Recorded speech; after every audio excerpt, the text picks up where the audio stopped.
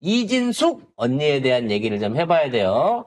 저희하고 명예훼손 소송을 시작할 때만 하더라도 뭐랄까 자기는 은퇴하고 아무 짓도 안 하는 집에서 쉬는 할머니. 집에서 쉬는 할머니일 뿐이고 평생을 기자로서의 자부심을 가지고 열심히 취재만을 했던 나를 더 간악한 유튜브 무리들이 코인팔이를 하려고 자기를 욕해가지고 인기를 끌어서 채널이 커져보겠다고 말도 안 악의적으로 했다고. 자기는 정치에도 관심이 없고 아무런 생각이 없는 그냥 소심한 할머니라고 그랬습니다.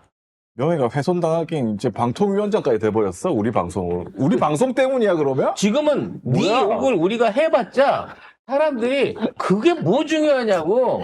방통위원회에서 한 짓거리 언론 장악하고 법카 쓰고 빵 얘기하면서 돌아버린 사람들의 분노가 우리를 훨씬 뛰어넘고 있어요. 그러니까 아니 아니 이 송작가 정도 TV에서 그 정도 얘기도 못해?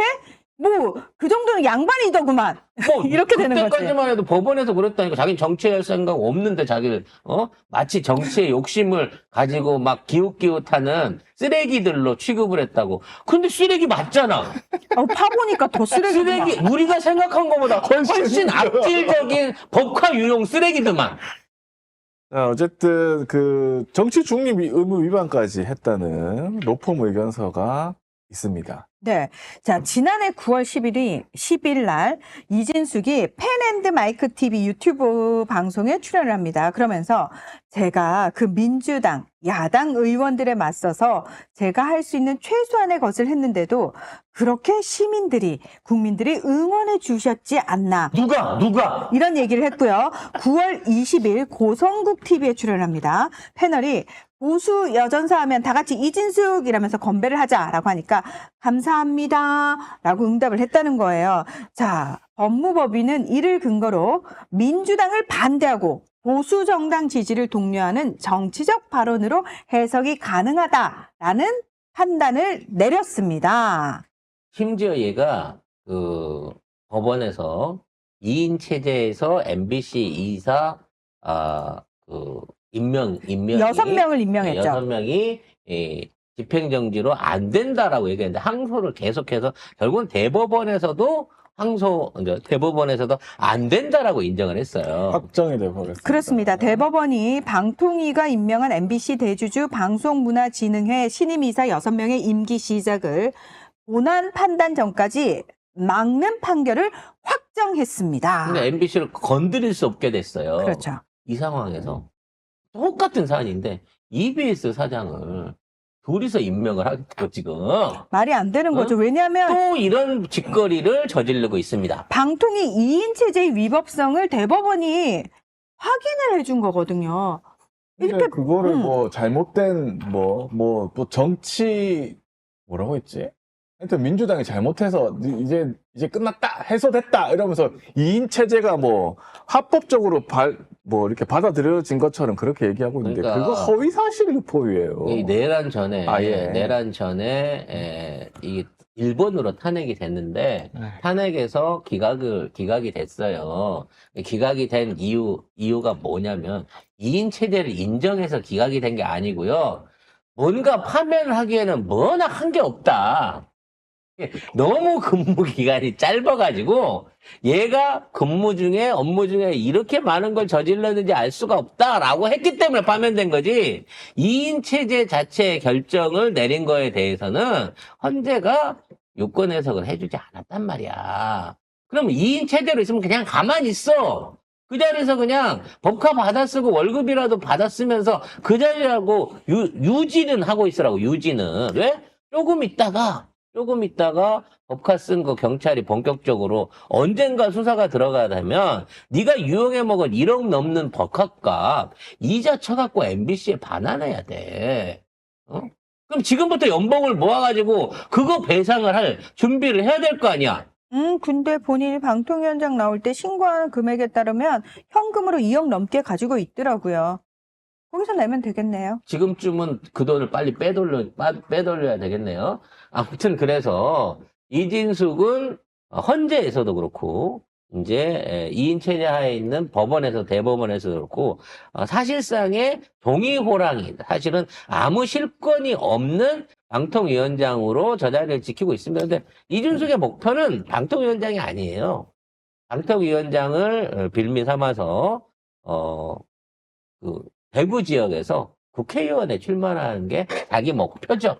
최종적으로. 예전에 무슨 대구시장인가? 그거 거기도 무슨 나오고. 경선 가가지고 네, 예비 경선. 안 돌아왔잖아. 그러니까 정치욕이 그렇게 많은 사람이에요. 근데 그런 이진숙이가 정치에 아무 관심이 없는 저를 악의적으로 비난한 송작가 TV 유튜브를 고발합니다라고 하는 이따위의 소송에서 저희가 3년째 불려다니고 있으면서 네, 판결은 늘 이진숙이 이기는 쪽으로 나오고 있다는 게 정말 아이러니입니다. 하지만 이재명 대통령 또는 민주당이 집권하는 올해 안에는 저희가 승소해서 재판 비용도 받고 무고로 고소도 하고 손배소도 반드시 때려줘서 법카 갚고 남은 돈, 그 남은 돈 일부라도 반드시 경제적으로 피해를 줘야 되겠다.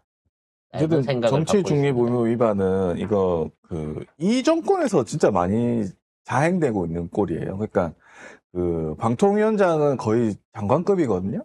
장관이 내가 민주당에 맞서서 이렇게 했다. 이 정치 중립 위반이야. 그리고 보수 여전사 감사합니다. 거기서 그렇게 얘기하면 뭐가 돼요? 그쪽만 하겠다는 거잖아. 국짐 쪽만 자기가 무슨 뭐 대변하겠다는 거야. 장관급이 공무원이 아니 말단 공무원은 뭐 시위도 못 나가게 하면서 아니 감사원장이 나는 대통령을 돕는 사람이다라고 말을 해버리면 이 국정에 관련된 감사를 하면 되겠어? 그런 기관한테 어떻게 독립성을 줄 수 있고 그런 기관에 어떻게 공정성이 있다고 말을 할 수가 있어? 그런 얘기를 스스로 뱉었는데도 불구하고 감사원의 중립성을 스스로 훼손했는데도 불구하고 그 정도는 파면 사유가 안 된대요. 어쨌든 감사원이 그 로펌 의견서를 받았습니다. 그래서 이진숙을 뭐 탄핵을 또 하든가 뭔가 해야 될 것 같아. 감사원 차원에서 뭐 정치 감사를 중립 하든가. 위반이라고 판정을 받았기 때문에 감사원에서 권고 해직 내지는 이제 감사원 차원에서의 감사가 이루어져야 돼요. 범죄자예요. 방통위원장이 범죄자였어. 그래서 그거를 확인을 해줬기 때문에 여기에 대한 감사를 해야 되는데 이 새끼들이 그물에 그나물이라 참.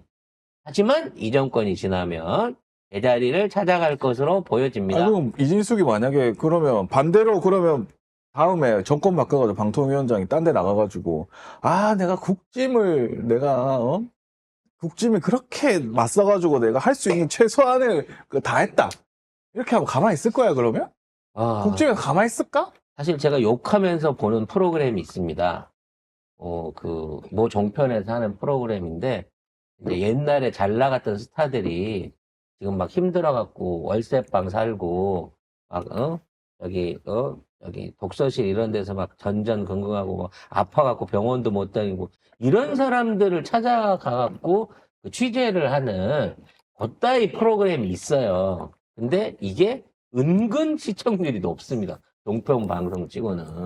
뭐 옛날 탑 가수, 막 가수하고 이러던 사람들이 지금 반지하에서 살고 있고, 가라오케 같은데 스스로 찾아다니면서 팁 받으려고 노래하고 이런 모습들을 찾아서 방영하는 프로가 있거든요. 그래서 나는 그게 굉장히,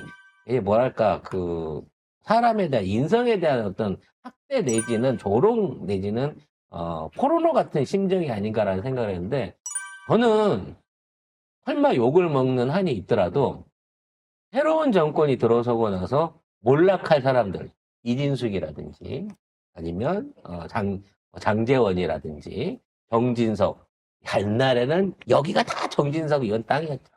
근데 전부 다 이거 국가에 전부 다 압류당해가지고 다 뺏기고 저기 저 비닐하우스 저기서 라면 끓여 먹고 살아. 이런 거를 취재해갖고 정의는 반드시 구현된다.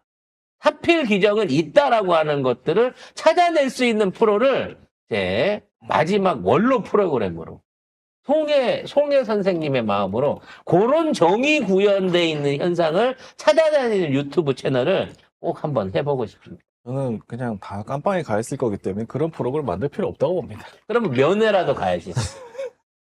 면회라도 인터뷰라는 지금 심정이 어떠신가요? 이러고 꼭 인터뷰를 할 수 있는 그런 날이 왔으면 좋겠습니다.